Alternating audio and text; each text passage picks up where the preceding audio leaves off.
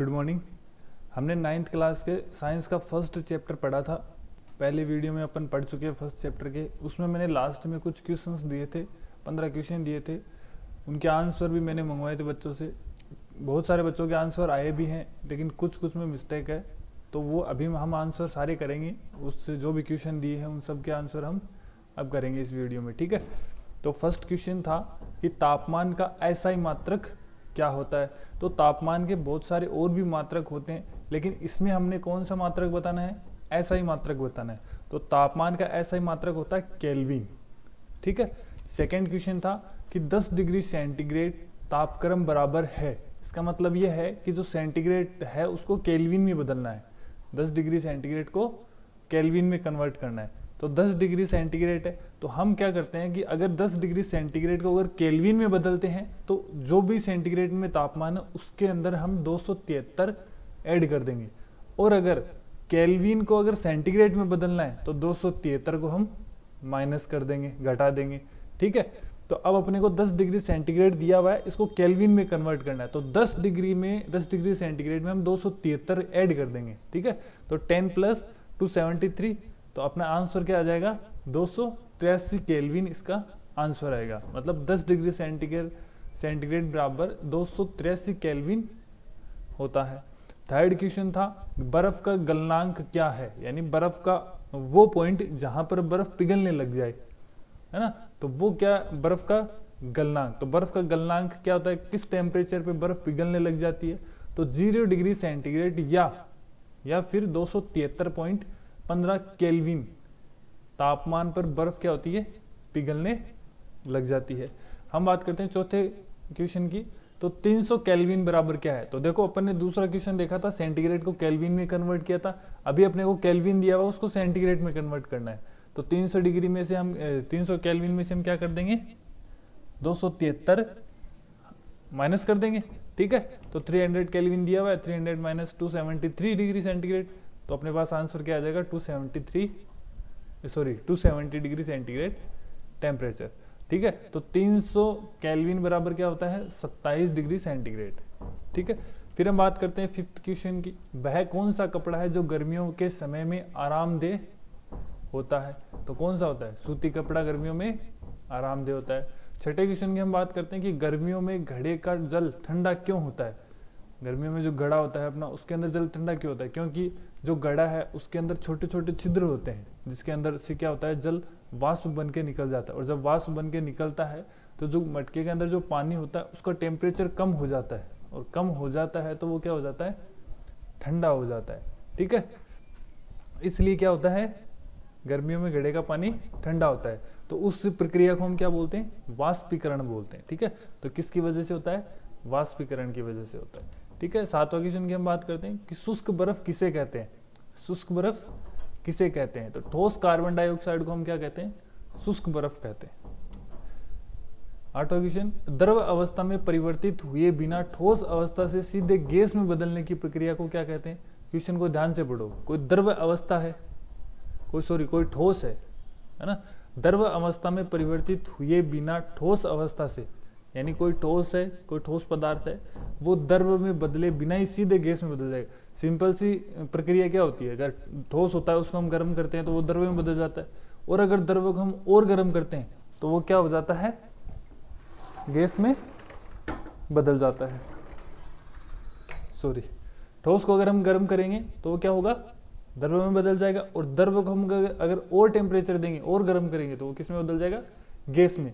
But कोई ठोस ऐसा होता है, कुछ ठोस ऐसे होते हैं जिसको गर्म करने से वो सीधे ही गैस में बदल जाते हैं। तो उस प्रक्रिया को हम क्या कहते हैं, तो उस प्रक्रिया को ध्रुवपातन कहते हैं। इस प्रक्रिया का बेस्ट एग्जांपल है अमोनियम क्लोराइड। अगर अमोनियम क्लोराइड को हम गर्म करेंगे, ठोस अवस्था में होता है अमोनियम क्लोराइड, उसको हम गर्म कर देंगे तो वो सीधे गैस में परिवर्तित हो जाएगा बिना द्रव्य में परिवर्तित हुए।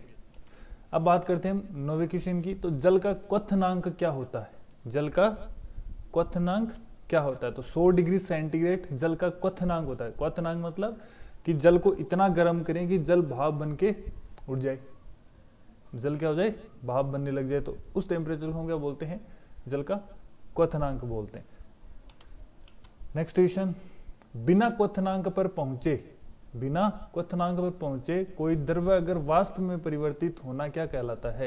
यानी अपन ने जल लिया, उसको हम गर्म कर रहे हैं, लेकिन वो बिना क्वथनांक यानी उसका टेम्परेचर अभी तक 100 डिग्री सेंटीग्रेड नहीं हुआ है, बिना क्वथनांक बिंदु पर पहुंचे ही वो पहले वाष्प में बदल जाता है, तो उस प्रक्रिया को हम क्या कहते हैं, क्या कहलाता है, उस परिवर्तन, वो परिवर्तन होना क्या कहलाता है। तो वो परिवर्तन होना वाष्पीकरण कहलाता है।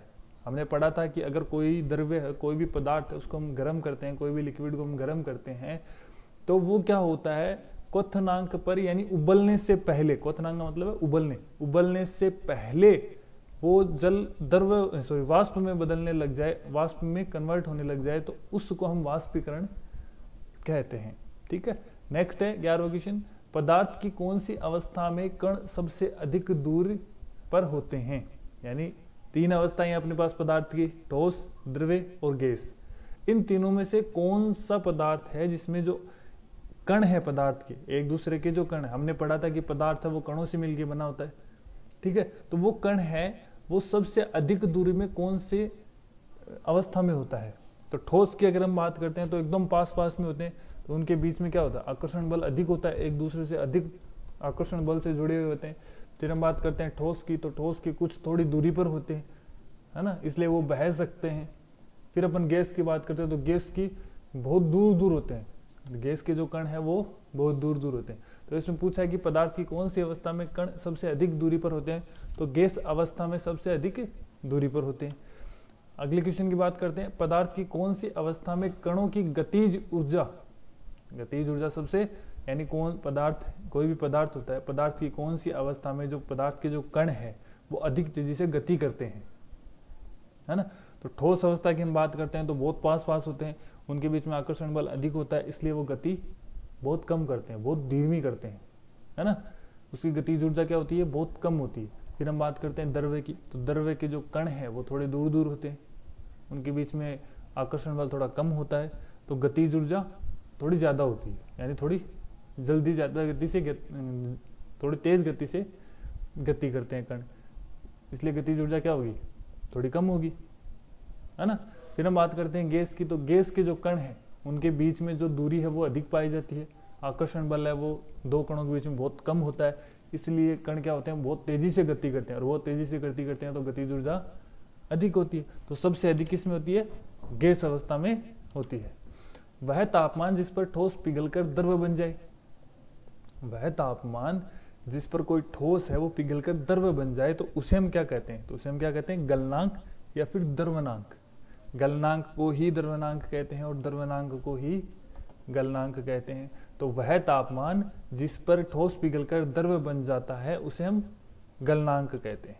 ठीक है, अब सेकंड क्वेश्चन है, वह तापमान जिस पर द्रव उबलने लग जाए, वह तापमान जिस पर द्रव उबलने लग जाए तो उसे हम क्या कहेंगे, क्वथनांक कहेंगे। क्या कहेंगे, क्वथनांक। वह तापमान जिस पर द्रव उबलने लग जाए उसे क्वथनांक कहेंगे। पदार्थ की कौन सी अवस्था में कणों के बीच सबसे अधिक आकर्षण बल पाया जाता है, तो हमने अभी थोड़ी देर पहले देखा था पीछे वाले क्वेश्चन में कि जो ठोस अवस्था है उसमें पदार्थों के जो कण है उनके बीच की दूरी कम होती है। क्यों होती है, क्योंकि उनके बीच में आकर्षण बल बहुत अधिक पाया जाता है। ठीक है, तो किस अवस्था में पाया जाता है, ठोस अवस्था में अधिक आकर्षण बल पाया जाता है। तो ये थे 15 क्वेश्चन जो हमने दिए थे, इन सब के आंसर करवा दिए हैं। अगर फिर भी अगर किसी को नहीं समझ में आए हैं तो वो मेरे से पूछ सकता है। Okay, thank you.